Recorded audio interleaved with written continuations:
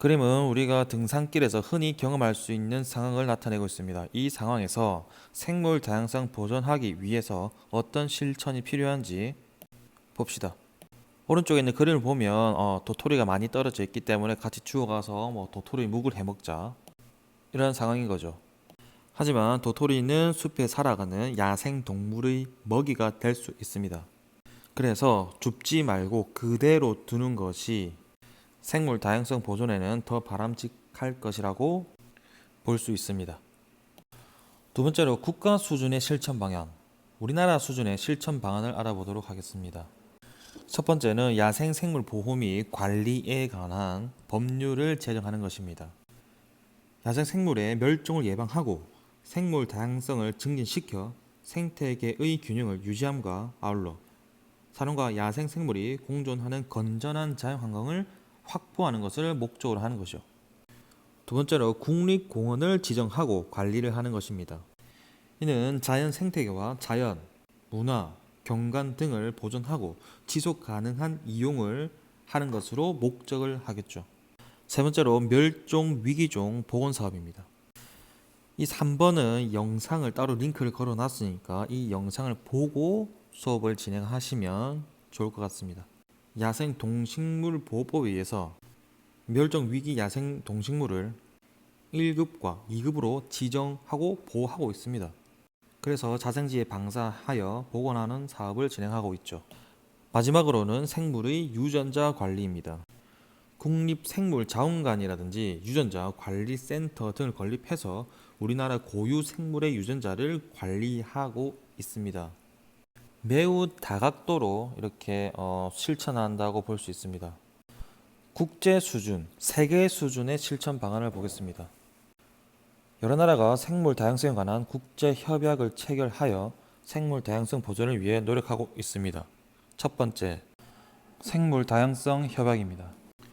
이는 생물 다양성의 보존과 지속 가능한 이용, 유전 자원 이용 시 발생되는 이익의 공정한 배분, 그리고 자국 관할의 유전 자원에 대한 주권적 관리 권한 인정 등을 목적으로 추진되었고, 우리나라의 경우에 1994년도에 가입이 되어 있습니다.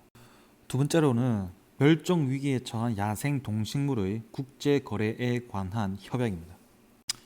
이는 국제적으로 멸종 위기에 처한 야생 동식물을 국제 상거래로부터 보호하기 위한 것입니다.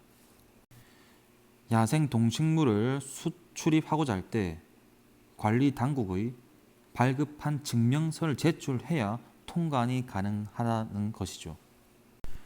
우리나라는 1993년 7월에 가입해서 야생 동식물 보호를 위한 국제적인 활동에 적극 참여하고 있습니다. 이를 영상으로 한번 확인하시고 링크를 걸어뒀습니다. 영상을 한번 확인하시고 공부를 계속 진행하시면 좋을 것 같습니다.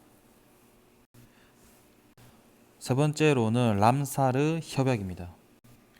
이는 습지의 보호와 지속 가능한 이용에 관한 국제 조약입니다. 큰 가치를 가지고 있는 습지를 보존하도록 유도해서 자연 생태계로서의 습지를 우리 사람, 인류와 환경을 위해 체계적으로 보존하고자 하는 것이 목적이죠. 자, 다음은 생물 다양성 보존을 위한 국제 협약의 내용의 일부를 소개한 것입니다. 생물 다양성 협약입니다. 링크를 걸어뒀으니까 영상을 한번 보시고 공부를 하시면 좋을 것 같습니다. 지구의 다양한 생물종을 보호하기 위해 마련된 협약입니다. 생물 다양성을 보존하고 그 이용으로부터 나오는 이익을 공정하고 공평하게 배분하는 것이 목적입니다. 생물 자원의 주체적 이용을 제한합니다. 생물 다양성 협약은 국가별 지침을 별도로 마련해서 실천해 나가도록 하고 있죠.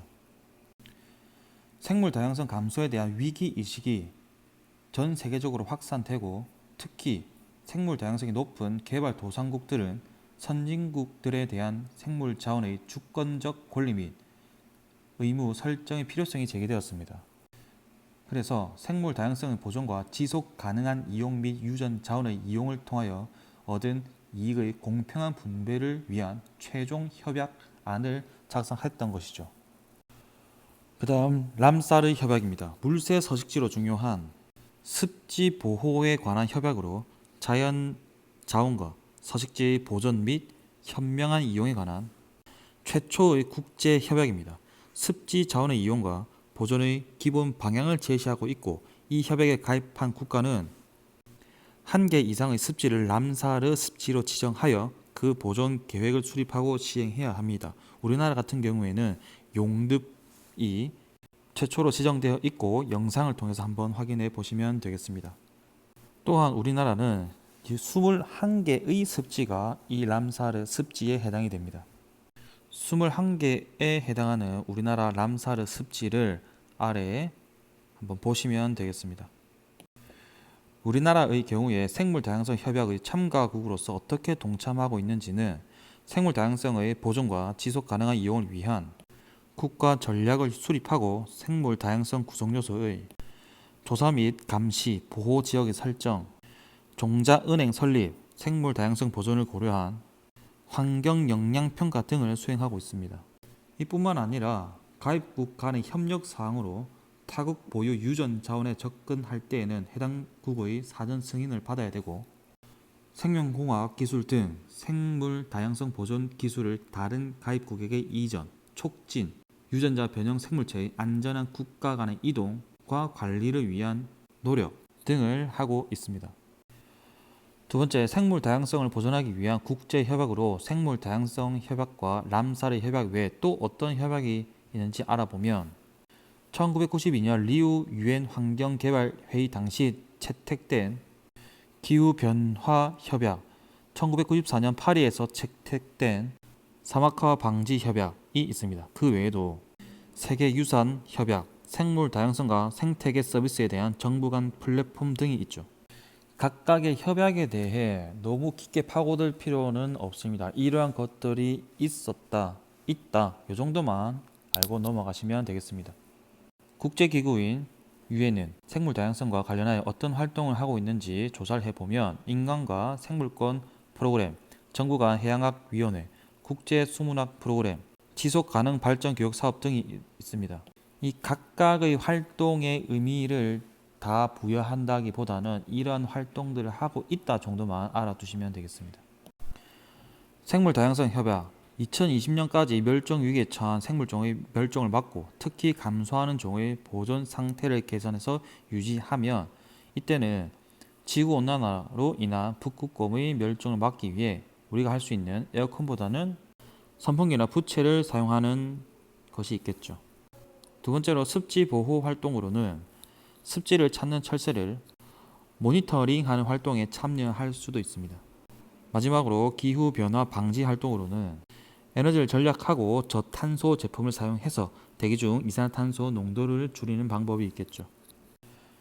생태계 측면에서 생물 다양성 보존이 필요한 까닭을 한번 보겠습니다. 생물 다양성은 생태계 내에서의 에너지 흐름, 물질 순환, 기후 변화 등에 영향을 미치기 때문에 일부 생물종의 멸종이나 환경 변화 등 일시적인 교란이 발생하더라도 생물 다양성이 높으면 생태계는 안정적으로 유지될 수가 있습니다. 이 파트는 용어 자체가 조금 생소하기 때문에 그 점을 고려해서 공부를 하셔야 되겠습니다.